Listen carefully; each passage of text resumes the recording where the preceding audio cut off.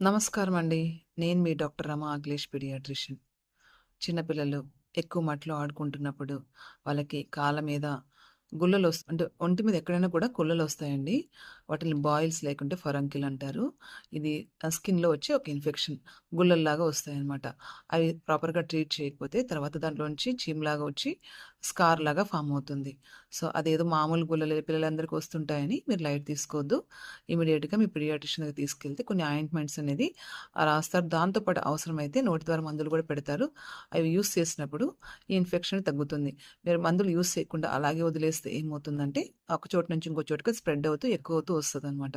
ఈ మందులు వాడడంతో పాటు ఈ బాయిల్ లేకుండా ఈ ఫరంకులు తగ్గాలి అంటే పర్సనల్ హైజీన్ కూడా అంటే మంచిగా 2 పూట్ల పిల్లలకి స్నానం చేపించడము, ఉన్న బట్టలే అంటే నీట్‌గా వాష్ చేసి, నీట్‌గా యూజ్ చేయడం అనేది కూడా ఇంపార్టెంట్. పర్సనల్ హైజీన్ అనేది పిల్లలకి చాలా ఇంపార్టెంట్. మీరది నేర్పించాలి. Thank you.